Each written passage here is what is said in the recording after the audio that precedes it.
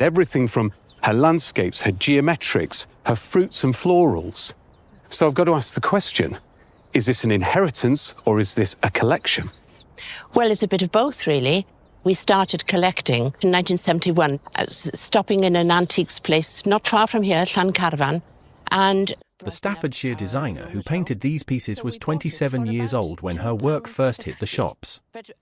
She had risen out of the gilding bay at A.J. Wilkinson's Burslem factory after the foreman noticed she was sneaking into the workshop after hours to teach herself the modelling wheel. Her bold geometric line, splashed across earthenware most pottery firms would have considered too cheap to risk, was a deliberate gamble.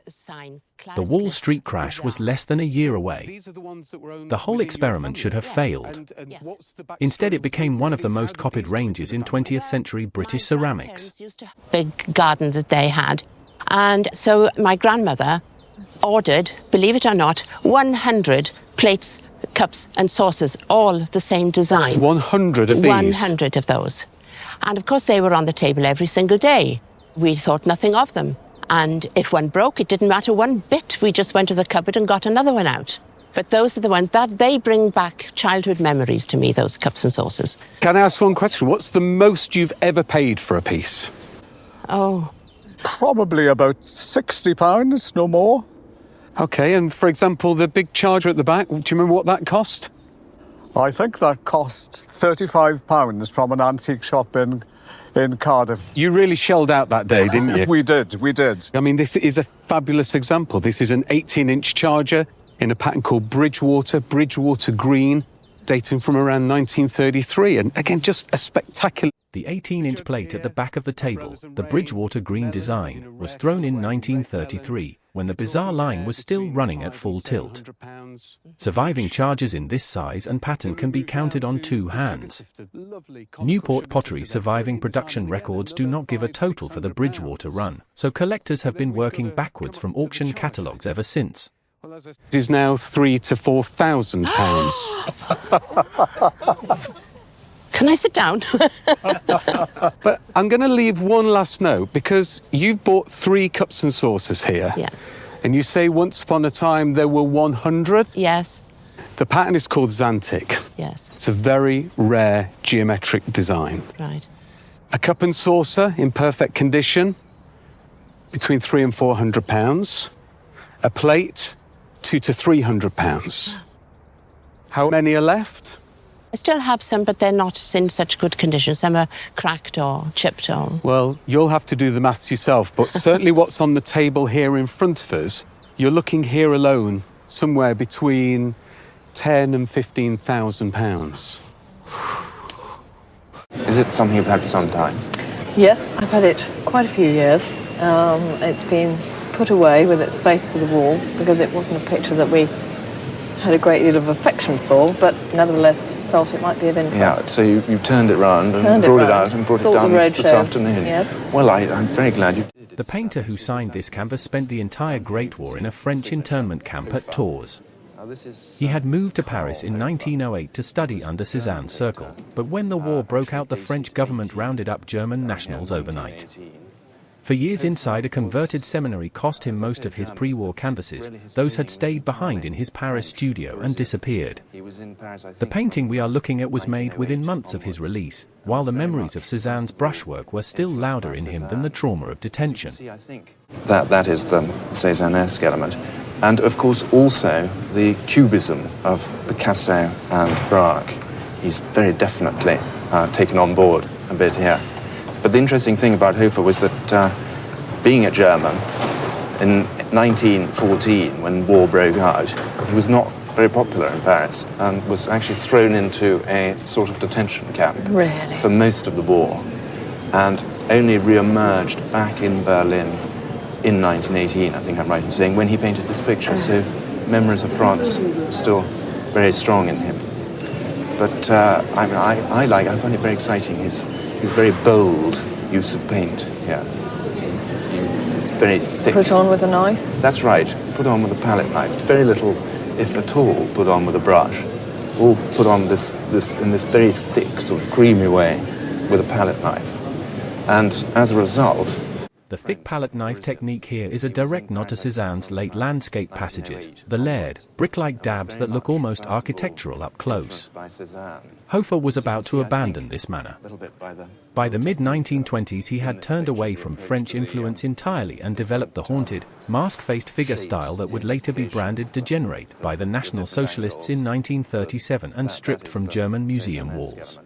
Insured, technically. Absolutely right. Well, I think you certainly should get it insured. I mean, probably for something in the region of 15 or 20,000 pounds. Heavens. So. This video is brought to you by Velco, the antique identifier app. Snap a photo of any item and Velco gives you an instant identification and a value estimate from its database of millions of antiques and collectibles. Available free on the App Store and Google Play. Now back to the appraisals. The technical Mandarin name for these palm-sized carvings is Ba-jian, things you grip. They were made to be turned over and over in the hand by Qing dynasty scholars and gentlemen, the way a Greek hero would have worked a set of Komboloi beads. The Qianlong Emperor, who ruled from 1736 to 1796, was obsessed with them. He commissioned the imperial Jade workshops at Suzhou to produce them in vast numbers, and many that left his private apartments at the end of his reign are still catalogued in the Forbidden Cities collections today. He gate-crashed a party, and he ate all the peaches of longevity, and ever since then, the monkey, together with a peach, in Chinese mythology, has been used to represent longevity. Lovely. I think they're great things. They are made to be handled. They are made by scholars. Where did you get these from? We bought them in Singapore when we were there in the 1970s. We were always told they were sleeve pieces. What did that mean? Well, that's one way of calling them sleeve pieces. It could also be called handling pieces, because they were designed specifically to be picked up, handled, and turned over. The idea of them being a sleeve piece, if you were wearing a long Chinese robe, you'd be able to store them turned up in your sleeve. So they become a handling piece or a sleeve piece, and they are to be picked up, touched, and so how tactile they are is very important to them. How glorious. It is. The Monkey and Peach piece references a 16th century novel called Journey to the West, in which Sun Wukong, the Monkey King, gate crashes the Queen Mother of the West's celestial banquet and devours her peaches of immortality. The Boy on Good piece is the dynastic prayer duo Zi Duo Fu, many sons, many blessings. Qianlong jade of this caliber rarely turns up at a roadshow valuation desk. Most reside in museums, the Beijing Palace, or sealed family collections in Hong Kong. 5,000 to 8,000 here. This one here, I don't actually know the iconography. This is a mythical beast. It's a very curious animal. But the Chinese particularly like this stone, which has these brownish inclusions in it. And I think this one could easily top £10,000 at auction. So I think you've got more than £20,000 here. I think I better up the insurance. Lovely to see them, but thank you for coming. Thank you, sir. Gosh, that's a shock. Paul Storr was the senior silversmith working in Regency London. By 1811, the year the earliest of these façades was struck, he had been running the Rundell, Bridge and Rundell workshop on Dean Street in Soho for 4 years. The firm held the royal warrant. Their most demanding client was the Prince Regent, the future George IV, whose appetite for Greek and Roman antiquity drove the workshop towards the kind of overtly sculptural pieces we see here. Storr's workshop produced the most ambitious presentation silver of the Regency era, including grand pieces presented to the Duke of Wellington after Waterloo. The design for these probably originates in the 16th century. There's a very famous salt cellar made for Francis I by Benvenuto Cellini. But I think the design that Paul Storr, who made these, will have seen and slightly got a feeling for was actually at Windsor Castle. At Windsor Castle there are some sauce boats and salt cellars made by a man called Nicholas Spremont in the 1740s that have very much this idea of shells being held by sculptural mermaids, mermen, tritons and so on. And I think that he will have seen those because he worked for a firm or worked with a firm that worked very largely for George III, and he will have seen those at Windsor Castle, probably even repaired them from time to time, and I think this is where he will have got the general idea. Where did you get them? Well, my father gave them to me about a year, 18 months before he died. the gilding on them is so wonderful. It's so thick and heavy. And just the quality of the work, everything is absolutely brilliant. They're not worn. All the chiselling on the little mermen here is absolutely brilliant. They are really tremendous salt cellars. Have you any idea of what do you think they're worth? I haven't any idea whatsoever. No. Well, yes. Well, it's difficult. I see. It's difficult, but I've been looking at these and telling you bits about them and trying to think myself. But I think, on balance, if I had to buy these, either from a private house or at an auction or whatever, if I had to buy them, I think I'd have to be looking at £40,000. Good Lord. You do surprise me. But one of them is an imposter. Can you spot which one? Jo Hardy, you're our jewellery specialist. What a wonderful collection. I've had great fun in selecting these for you. I've even had a few raised eyebrows while selecting these. Oh, okay. Because 3 of these jewels represent enduring love, but one is a protection against evil instead. Well, here are some clues from Jo to help you decide which one. Each of the 4 jewels on the velvet here belongs to a different chapter of the Georgian sentimental tradition. The eye miniature, painted on ivory inside the gold frame, is the one that always confuses modern viewers. The fashion is usually traced back to a single Prince of Wales, the future George IV, who commissioned a portrait of his own eye for his secret Catholic wife Maria Fitzherbert in 1785.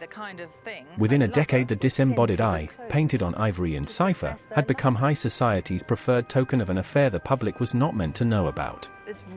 So when it comes to jewellery and the symbolism of enduring love, what should we be looking for? There's almost like text messaging of today. It is the message that 2 people want to convey, maybe secretly, just for each other, and no one else will know. And so it's either being represented with stones, and you've got diamonds that are forever, you've got rubies that are for passion, you've got the shapes of the heart, of course, your hands that represent 2 people. And what I like about it is that it's not so obvious. It's a secret message. It isn't obvious. I mean, looking at these when I was trying to make my selection, because obviously, I think this is absolutely beautiful, this diamond here, and you can keep hair in the back of it. Then you've got this little ring with the hands, and the clasping hands to symbolise love. Then the rubies symbolise passion. And then you've got this one here, which to me looks like the obvious one out, because, if you're warding off evil spirits, the evil eye, or keeping an eye on the wearer to protect the wearer, this to me seems like the obvious one to go for. But knowing you, Jo, as I do, which is pretty well, you've just thrown that in there so that I will be taken in by it. But nonetheless, that's the one I think is the imposter. So go on, which is it? The imposter is this one. Is it? Why? Because this is a witch's heart. Because at the bottom here, it has the witch's heart brooch, the asymmetric ruby cluster, has nothing to do with romantic love. In Scotland, these are called Luckenbooth brooches, and the lopsided heart shape is meant to ward off the milk-stealing witches who, according to 17th century Kirk records, were responsible for everything from infant fevers to a cow going dry. The feed rings clasping hands are the oldest motif in the case. Roman betrothal rings of the same design have been excavated from Pompeii. I would love them forever. Is that the most valuable? About £60,000. Wow. No wonder you'd love the person who gave it to you forever. Absolutely. And then we've got the FIDE ring here, and that is about £2,000. Because it is rare to have a Georgian ring of this date now. The witch's heart, £5,000. And the eye miniature, it's about £5,000. Well, it's been fascinating, I have to say, learning the language of love. Thanks so much for watching. If you enjoyed this one, hit the like button and subscribe so you don't miss the next. And there are plenty more incredible appraisals waiting for you on the channel. Go check them out.